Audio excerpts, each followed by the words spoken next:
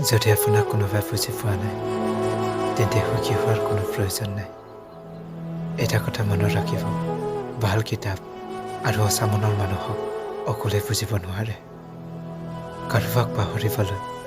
কাৰোবাৰ লগত প্ৰেম সম্পৰ্ক নকৰিব নিজৰ প্ৰয়োজনৰ বাবে কাৰোবাক হৃদয়ত আঘাত নিদিব যদি ভাল পায় লাগে তেনেহে জনক ভাল পায়